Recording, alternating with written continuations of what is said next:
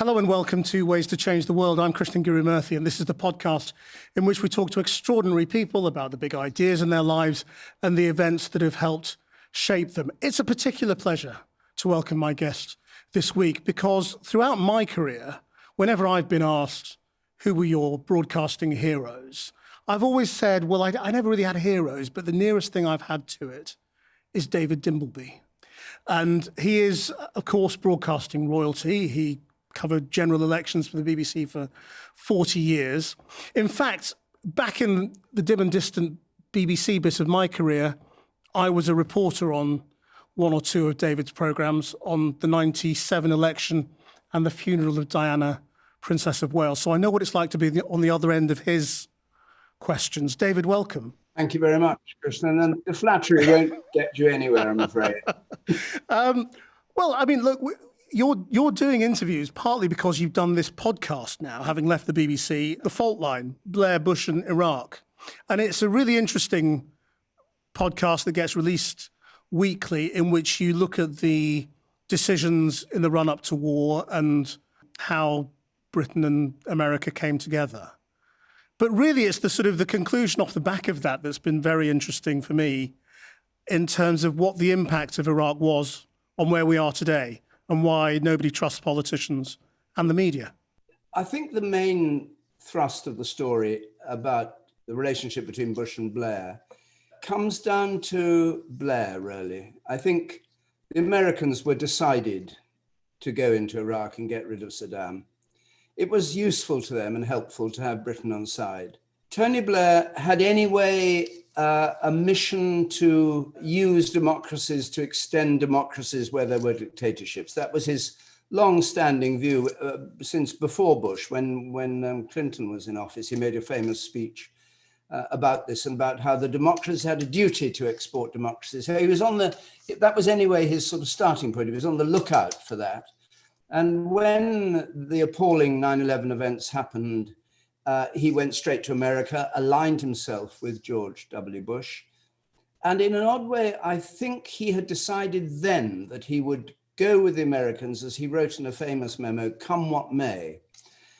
But it then became a whole argument about how to persuade his Labour Party and the British public that this was the right thing to do. And he got landed with this argument about weapons of mass destruction and the idea that even though the inspectors had said weapons had gone after the first Gulf War when Saddam invaded Kuwait, there was a suspicion they hadn't and evidence coming in that they hadn't.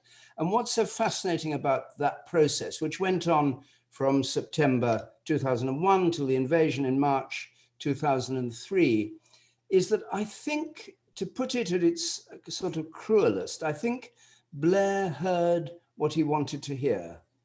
When information from the intelligence agencies came in that supported the idea that Saddam was about to use weapons in 45 minutes, for God's sake, again, which is what he said in the House of Commons, against British territory, that was an argument that suited his purpose. And perhaps subconsciously, he took that, absorbed it, and that became his case. Whenever doubts were expressed, they were sort of shoved to one side. And I think it's about how, if you're a politician with a purpose, it's very easy to absorb information that suits your case and reject information that doesn't. And I think that was the kind of flaw in the whole Blair argument, something like that. Do you think we all knew that at the time, that that's what was happening? I remember going to Crawford, Texas, when Blair went to meet Bush, and I did a two-way on Channel 4 News saying, I think he's agreed to go, and, you know, whatever happens, Britain will be there. Yes, you were right, that's right. But then he persuaded Bush that they had to go through the United Nations, get Resolution 1441, in order to keep British public opinion on side. In other words, it wasn't enough, though he, I think, did actually genuinely, and even now, when when he says on the podcasts, in reply to my question, how did you react when you discovered there were no WMD? He said he was angry that none were found, which is an interesting answer because it actually suggests he was angry because it subverted the case that he'd been making. So I think that he got into the argument about, with a lot of pressure from within the Labour Party, you can't just go with America and unseat Saddam. That's not going to work. You're committing 45,000 British troops. You need a stronger argument. There's got to be a bigger threat than that this man is a dictator. And when this news about possible weapons of mass destruction came through, and the idea that within 45 minutes he could be launching, in effect, that was the implication, launching rocket attacks with chemical weapons on London, that strengthened his argument. It gave him something he could take to the country and to the whole House of Commons, who after all by a large majority voted for the war, as a justification for war. But why do you think the decision to go to war in Iraq is the root of where we are today over trust? Whether it's the root, I mean, we've had occasions when we've distrusted our politicians before, but I think it was a very fundamental break because people had on the whole trusted Blair, and he came in, remember, on a wave of popularity in 97. And I think the idea that somehow weasel words were being used, and in the end, a sexed up dossier with the words may be available in 45 minutes changed to will be, I think did break trust. I mean, it was on the back swell of a lot of feeling in Britain that we shouldn't actually go to war and unseat Saddam. A lot of people felt that regardless of the WMD argument. But I think the idea that the Prime Minister had so forcefully gone and said, this is true, he is going to do this, we're in danger from this man. And that when that turned out not to be true, I think people thought, well, what was all that about? Was he willfully misleading us? Was he taking evidence that he suspected wasn't true? And in any case, whatever it was, he was using evidence that wasn't true for sending our 45,000 troops into war. When you put that to him, as people have over the years, he always returns to this, well, look, I was angry that the intelligence turned out to be wrong too, but I took the decision in good faith. I wasn't lying to people. I thought what I was saying was true. Do you think that's a good enough defense? His fallback now, I mean, the words he used, leaving that particular point aside, was that it's a good thing Saddam went, which is interesting. I haven't got the actual transcript with me now here. I could get it. But I mean, what he was actually saying was, despite there being no WMD, I'm still pleased that we got rid of Saddam. And I think that was his original intention once he'd sort of decided to go with Bush, come what may. I don't know what come what may means, but I suppose he meant, even if it's difficult, I land up, with the country against me, I'm still with you because I believe it's the right thing to do. I'm not going to stand as a sort of moral judge on Blair. I don't think that gets us anywhere. I mean, nobody knows what was going on in Blair's mind. I mean, as far as I can find out talking to him, and he's now 17 years away from it, and I think is, of course, still, he's not going to say, I apologize. Of course he's not. And I think his fallback position is, well, it was a very bumpy ride and the intelligence was wrong, but I'm still glad Saddam went, which of course begs the question about what he thinks about and why he didn't think about in advance the chaos that has followed in Iraq and the appalling death and destruction and ruin that Iraq has been going through for the last 17 years.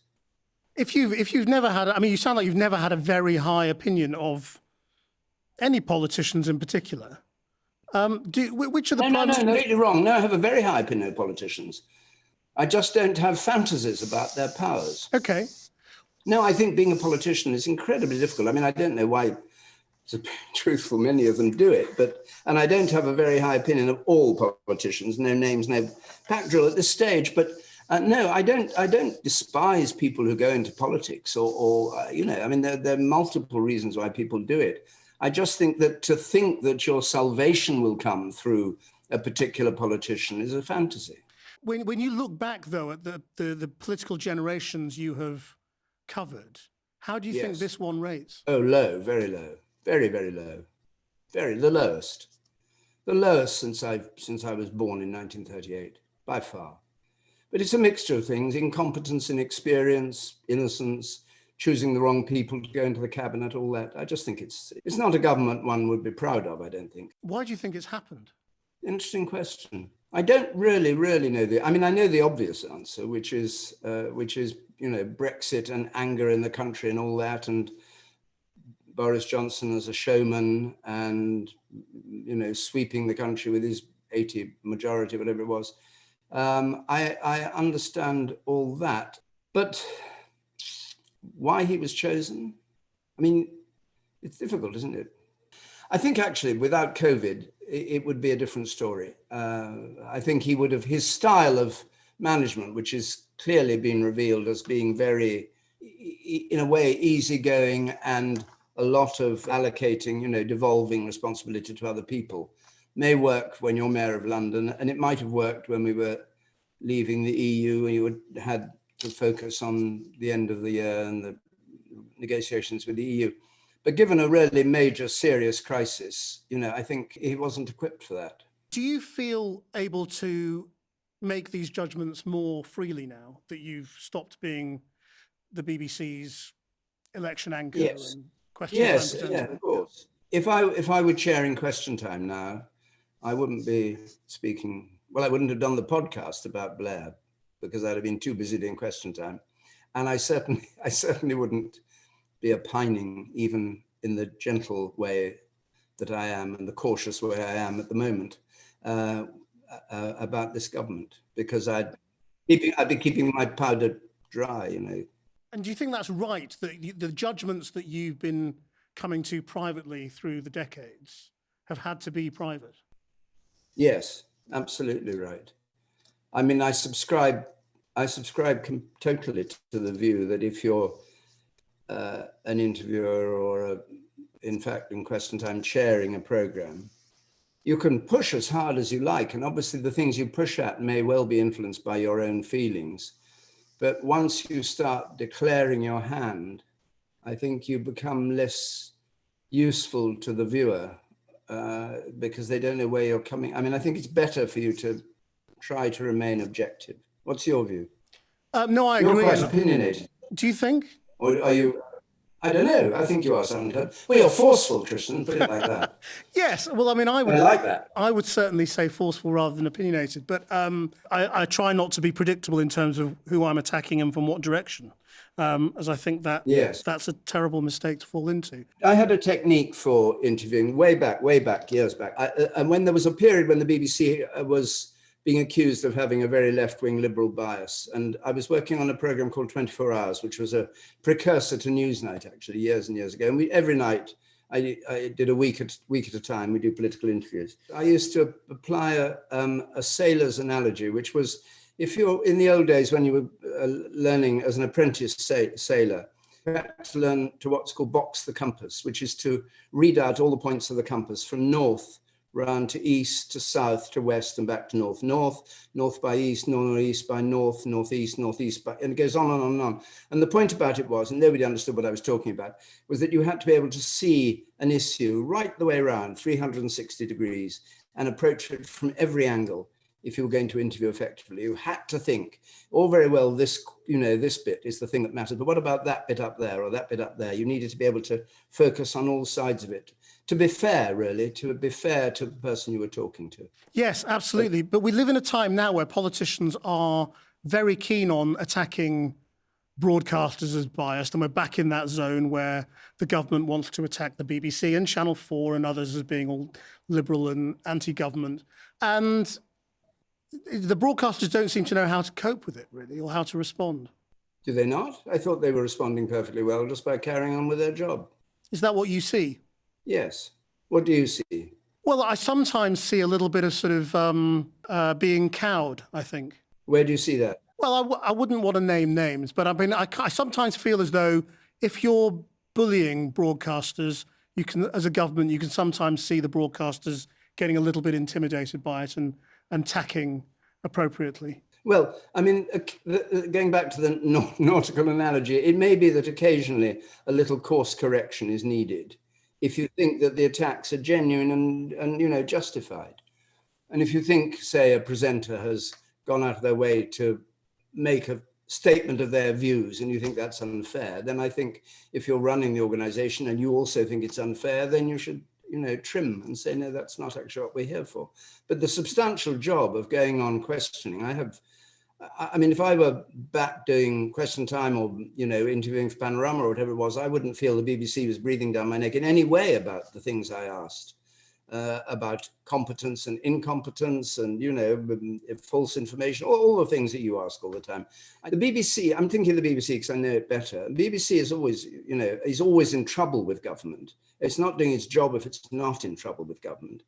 And it has quite a deft way of fending off that trouble on the whole. I don't think it's cowed. I think on the whole, it's got a good track record over the past 100 years or so. There've been big smash ups and we've come through. And remember Thatcher's great thing. Thatcher wanted to cut the BBC down to size and did everything she could. I asked her once why it hadn't worked. She said, because every time I try and attack the BBC, people come out of the woodwork to defend it, meaning Conservative voters, her MPs, they'll say, careful, careful. You don't want to be seen to be emasculating the BBC or other opinion. It's all right to shout the odds and bully them, but don't actually think you can try and destroy them or alter their approach. I mean, it's fine politics to attack the BBC, for goodness sake. That's if I was a politician who felt he'd had a difficult interview, attack the BBC. Why not? Everybody attacks the BBC. Except me. Well, most of the time. Have you been attacked by politicians particularly? I had a great run-in way back, Mists of Time, with the Labour Party over a film I made about them being out of office, which got the Prime Minister taking out an injunction to stop the film being run. And the BBC, the governors saw the film, and the Labour-appointed chairman of the BBC agreed the film should be run. And then there was an inquiry into how it was made, which exonerated us for having been, biased or unfair. So yes, I've had that kind of run-in. There's a review at the moment into the future of public service broadcasting, and they've been asked to look at whether we need public service broadcasters anymore, or whether the BBC on its own is enough, whether they should scrap the obligations on Channel 4 and ITV. Look at the cast list of the review. Is that an independent review, do you think? Well, you tell me, you're the guest. Well, I think that this is, I think in a way, this review, I don't know the truth of this, but I think they're backing off a full frontal attack on the BBC and instead have set up this as a kind of sop to opinion about, whether the BBC is objective and fair. I mean, the big issue with the BBC is its funding, obviously, and the degree to which government can control the funding. And I think as long as you have the license fee, and I don't see any alternative to that, except a thing that I've always thought would be better, which is not a flat license fee, but a license fee payable by the rateable value of your house. So the rich pay more, the poor pay less. But I think as long as the level of that fee is decided in Parliament, and I can't see anywhere else you can decide it. You can't allocate a sort of committee to decide on the license fee any more than you allocate spending on the NHS or the roads or defence. It's a compulsory payment from the voter, and it's got to be handled by Parliament. Therefore, there'll always be a kind of tension between the BBC and Parliament, because there's always the threat of cutting down the license fee or, emasculating the BBC that way. But the idea that you can come up with a kind of new charter for objectivity or a new charter for fairness or a new charter against the metropolitan elite and all that. I mean, all those things need to be worked out all the time by an organisation like the BBC. But I think the BBC, myself, I think the BBC is more trusted than any big broadcasting organisation, partly Channel 4. I mean, big organisations doing radio and all the rest of the stuff the BBC does, World Service and everything. I think that, it is absolutely vital in the age of false information, and you see what's going on in the United States. And indeed, what's going on here are people just believing codswallop, endless stuff about COVID, just lunatic stuff. I mean, I've got a next door neighbor here who believes that, I'm sorry, not right here, because it's not my next door neighbor, but I mean, somewhere nearby, let's put it like that, who believes that Bill Gates started the COVID thing because he had a vaccine that would work against it and went to Wuhan and imported it. People are bonkers. It's very frightening too. I mean, I suppose there've always been rumors, haven't there, actually? The difference of these rumors is they're through megaphones.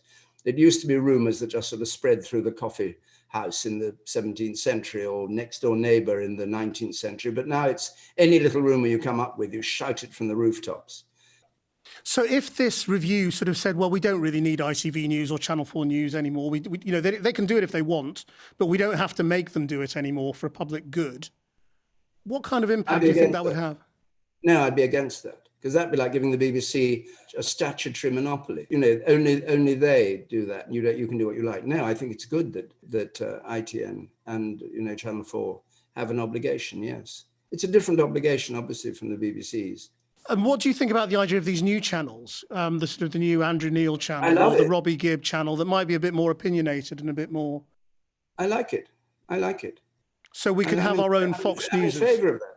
Well, I don't think Andrew Neil's going to be Fox News. I don't think they're going to be like that. I just think they're going to be like, LBC. What's LBC? They have a whole variety on radio of different voices. I don't mind that. I think that'd be useful. I think Andrew Neil's voice should be heard. And Andrew Neil is, he's a libertarian, isn't he? Not a kind of. I don't think he'd be like it. The idea they'd be like Fox News. And anyway, if it were like Fox News, I don't think people would listen in this country. I don't think we have that same division of opinion that allows people simply to take in totally phony news and then use it as though it were true. I don't think that would happen. Did you notice over the last few years of Question Time the audience being more divided? I did. I found that, first of all, they became angrier. And they became angrier over the expenses scandal. And on that, they weren't divided. They were divided on Iraq, but it wasn't a sort of fury. It was just a big disagreement. But when Brexit came along, and particularly after the referendum on Brexit, people were really furious. And I think it needs dissecting. I don't know what it was, but people sort of felt that the 52-48 vote was like a magic wand. It could just be done like that. And I remember the number of times when people would just sit in the audience shouting, "Get Brexit done," as though, you turned a light switch and it was done.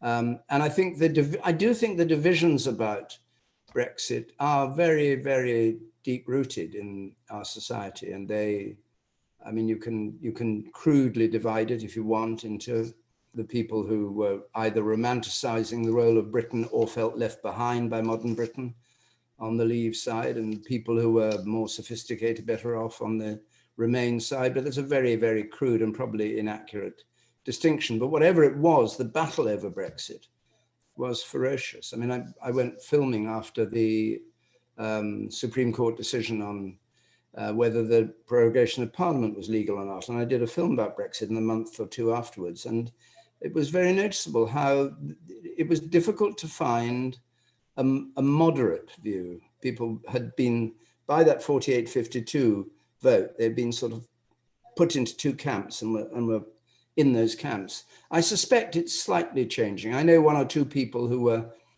keen Remainers who are now saying, well, now let's leave that. We now have to look and see, maybe it won't be so bad and all that. Of course, we don't know what it's going to be like. And we won't really know what to compare it with too, because now COVID has knocked the economy sideways. It'll be quite difficult to say this was the direct result of Brexit, that was the direct result. So do you think the country has changed, or has it just been revealed? I think it's been revealed, actually, when you put it like that.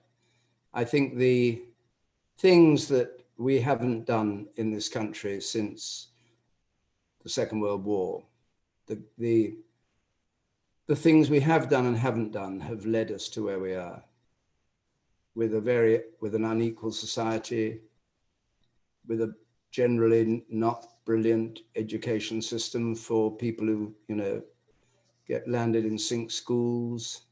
I mean, I think there are all sorts of ways in which we haven't done the things that we ought to have done. And were you taken by surprise by it, or? By the result? No, I mean by this sort of more obvious division that was revealed over the last few years. Did you find yourself sitting there in the chair going, gosh, what's going on? Or did you understand because you'd seen this happening? No, I'd been going around the country for 25 years at the end, to all parts of the country, all the time, listening to people talking about their complaints about politics, their worries, what they wanted to see. So it wasn't a surprise, no. It was like, it was though everything that had happened over those 25 years suddenly coalesced, became clear because of one simple question. It's always dangerous, one question. One question, do you want to leave or remain? And then that, like, I tell you what it reminded me of is when when you get, I can't remember what the children do, the thing with lots of little iron filings and a magnet, and you drop the magnet and all the iron filings suddenly go shumph to the magnet. And I think the simple question, yes or no, brought from all shades of opinion, this sort of shumph to the magnets. So you didn't find many people saying, don't know how to vote on that one. On the whole, people just went bang or bang. And then once you've done that, of course, you exacerbate it. I mean, as with the vote on Scottish independence, once you've had the vote, you look at Scottish independence, a very good example of a society that's perfectly happy. You talk to people in Scotland about what it was like during the run-up to the independence vote, and it got very nasty between families and friends, people not wanting to put notices up in their windows saying which way they wanted to go. I mean, particularly those who wanted to remain with the UK, it has to be said. But, you ask us, I was going to say you ask a silly question. You ask a simple question. And in a way, it's because what's wrong with our electoral system, isn't it? You ask a simple question and you end up Labour or Conservative, and probably most people would like a whole kind of mishmash of things, but that's another issue. I'm not going into that. Can we talk a little bit about you, which is what we try and do on this podcast, which is, I mean, you mentioned being born in 1938. Yes, Your father, of course, was famous as having been the BBC's war correspondent. Do you remember listening to his dispatches as a young boy? No, I was much too young. I wasn't too young to listen, but I don't remember listening. I was 7 at the end of the war. I remember him coming home from the Middle East in a camouflage Jeep and being very impressed and thinking it had come all the way from the Western Desert, which of course it hadn't. So when do you remember, your dad being on the radio or the TV? I mean, I suppose in the 40s, late 40s, he was doing a program called Down Your Way, going around the country going around the country every week, talking to people about what work they did and the jobs they had and getting them to choose a bit of music. Down Your Way, it's called, and I heard that a lot. And then, of course, the commentaries. I mean, the coronation in 52, which I watched from Regent Street, but also with a television set and listened to. So I went occasionally with him to outside broadcasts to watch them. And at what point did you decide I want to do that? When I left university. Really? So as a boy, you didn't think, I'm going to be like my father. I'm going to do what he does. No, I wanted to be the opposite. I wanted to be a lawyer or something. I wanted to do something different. And anyway, because he was doing it, they didn't see any room to do it. So I didn't want to do it. And then when I left university, I needed to, typical thing, every student has it now, pay off my debts. And the swiftest way of paying them off was to become a freelance. I've never worked for the BBC. I was a freelance broadcaster, freelance reporter in Bristol. And you got £3 for a radio interview, £7 if it was done for television as well, I think it was, or maybe £8. You could do 2 a day. And within a year, I paid off my debts. So that was the story. That's a very devious way of putting it. I enjoyed it once I started it, of course, and I loved it, and I'm very, very happy I chose it. And I would not have liked to have been a lawyer. I've loved it because I like talking to people. I'm interested by people's political views. I like talking to politicians. I like talking to American presidents. I like talking to kids in Soweto about why they're rioting. I like the work of being a journalist and a reporter. I love it. And without sort of getting pompous about it, did you feel that this was a vital part of democracy in Britain and it was an important thing to be doing? No, not at all. No, I thought it was something I loved, and I was very ambitious to get to the top. and I just enjoyed it. No, I didn't think this is really important what I'm doing here. Not at all. So you never were doing it to change the world. You were doing it because you enjoyed doing it. Absolutely. And I mean, I would enjoy doing it till eternity. I just think it's the most interesting thing, is listening to what people think and why and how they make up their minds and all that. I just think it's fascinating. Do you think it is, as an institution, important to democracy? Yes, very, very important. What, we're talking about broadcasting or the BBC or what? Yeah, the broadcasting, yeah. Yes, really, really important. But I don't think you go in thinking it's really, really important. We've got to, it's important because it's important that information is shared and knowledge is shared and challenged and argued about, and that things are done with some degree of knowledge of what it's like and what it's like for other people and what the world outside Britain is like for other people. All those things are really, really important. And, democracies depend upon the judgment of each person, and that judgment's got to be founded on something substantial, and on offer should be a picture, a portrait, as far as it can be delivered by press and television and filmmakers and even social media, about what the real world is like.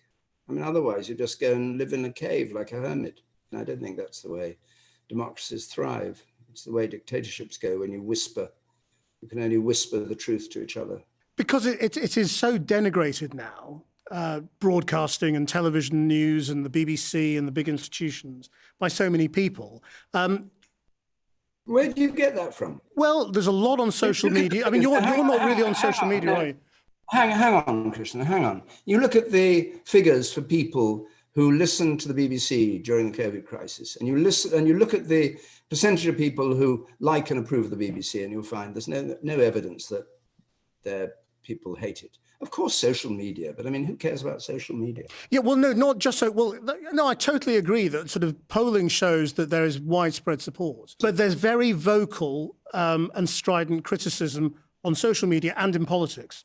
So you have groups of politicians now who have, a very sort of clear aim of undermining public service broadcasters and the BBC, and it's very difficult to persuade broadcasting bosses often that Twitter isn't Britain and that they shouldn't always listen to everything that's on it. They're pretty foolish if they really do think Twitter is Britain. Well, in that case, it doesn't sound like you think any of these institutions are massively under threat. You don't feel very concerned for them. I'm always concerned for them, and I always think they're under some threat. But I think if they behave, play their cards properly, stick to the policies they've always had about fairness and, to some degree, whatever it is, objectivity. None of these things are perfect. There are always going to be imperfections. If they go on, I think they'll continue to keep the support of the people who matter, who are the people who, in the case of the BBC, pay the license fee. But you've had a couple of different times in your career where you've wanted to run things. You either wanted to be Director General or the Chairman of the BBC. Yes. Was that just because, again, for fun, because you thought it'd be a good thing to do? No, that was the pompous side coming out. Because you nearly did it again this year, didn't you? I did. Yes, that's a different story. But I did. No, I have at times. I don't know. The BBC, though I say I've never been on the staff of the BBC, I've always been a freelance broadcaster. But obviously, I've been, working for the BBC I did my first broadcast when I was 12, for God's sake. So I've been working for 70 years for the BBC. And so, of course, it runs in my veins to do anything to support and uphold BBC standards where I can. So when the Director Generalship came up, there was chaos and confusion at the BBC. And I'm glad I didn't get the job, because I think I would have been pretty bad at it, actually. But I thought, I know I have a visceral understanding of what the BBC is for, and I think I can explain that to the public, and I think I should make a bid for it. And then the chairmanships equally were when the BBC was under threat. And I think that would have been a job that would have been more suited to me, really. And I twice went for that. But this time round, it was simply that it sounded as though Boris Johnson was going to try and have a shoe-in. It may have been even though you never know with Johnson, it may have been just a blind, but anyway, he'll have a shoe-in and put in Charles Moore as chairman. And I thought, well, bugger that for a lark. If he's going to do that, I shall put myself forward as chairman, and I'll challenge more to a debate about what the BBC is for, because he has very, very different views about what the BBC is and should be, and I strongly disapprove of them. And I didn't want Moore to be appointed just like that, with nobody running against him. So that's why I kind of threw my hat in the ring. It then emerged, incidentally. I then talked to the DCMS, and emerged in any case. One of the conditions for being chairman was that you shouldn't be connected to the BBC. So I wouldn't have had any chance anyway. But it was a spoiler, really. I just wanted to say, you mustn't assume that just because the Prime Minister wants something, it happens. Yes, but this is a Prime Minister who has also cast out on the licence fee, hasn't he, during the course of his campaign? Yeah, they seem to have backed off that a bit. They've seemed to have backed off that a bit. I mean, they were going to decriminalise the thing of the licence fee, and I think I mean, I'm not close to all this now, but I think they've backed off. They've realised that turning the licence fee into like not paying the gas fee means that the brokers men come and take away your sofa if you haven't paid. I don't think they wanted that. I was just wondering, as Prime Ministers compare. No, I've never done a Prime Ministerial interview with him. Who's been the hardest?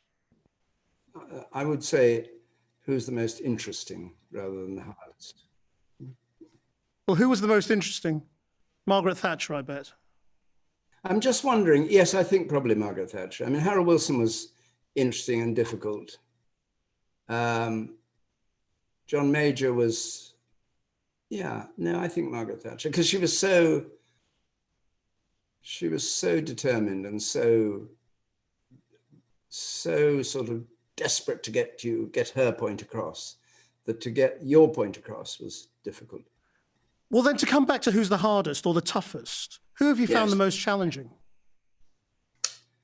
I think Margaret Thatcher was the most challenging interviewee to do.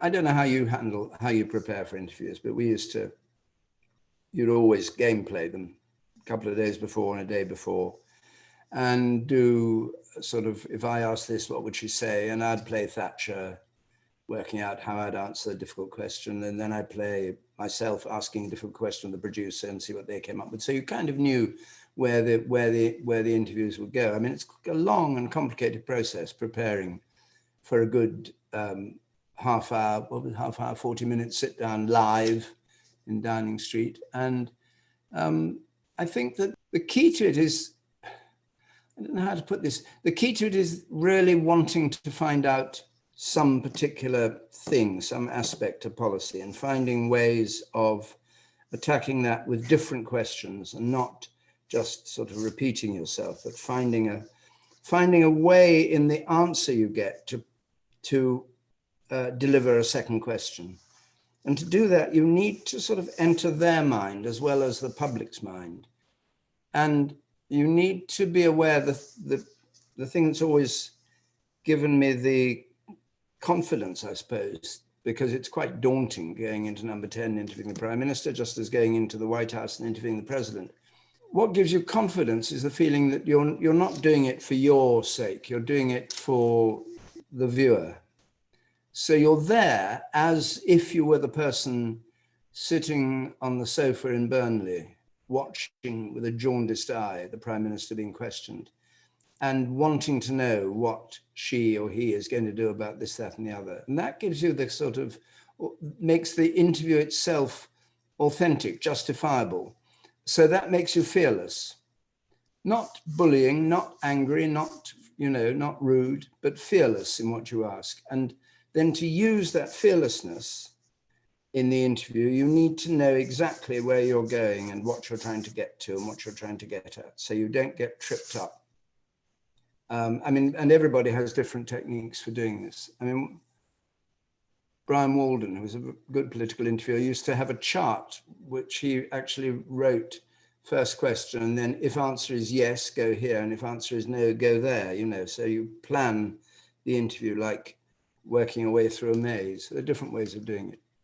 But toughness, I mean, you've got to have an interviewee who wants to be interviewed, they've got a message to get across. Otherwise, incidentally, they wouldn't be interviewed.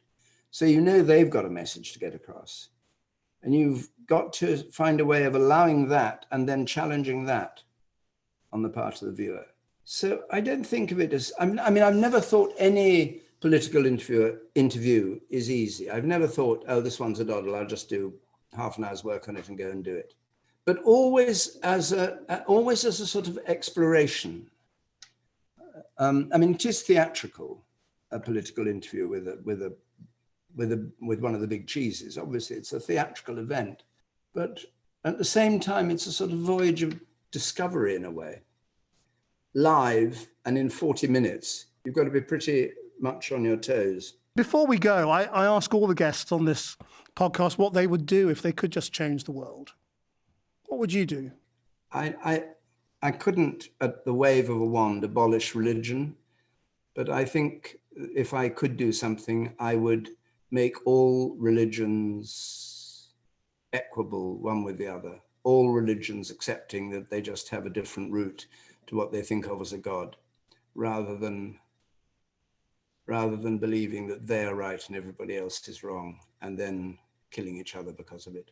David Dimbleby, thank you very much indeed. Thanks for sharing your ways to change the world and telling us about a career that you're sort of, well, I guess, I don't know, how far through are you? 3/4? Well, if I'm only 3/4, I'm going to live to 110, so that's nice. David Dimbleby, thank you very much indeed. I hope you enjoyed listening to that. You can watch all of these interviews on the Channel 4 News YouTube channel. Our producer is Rachel Evans. Until next time, bye-bye.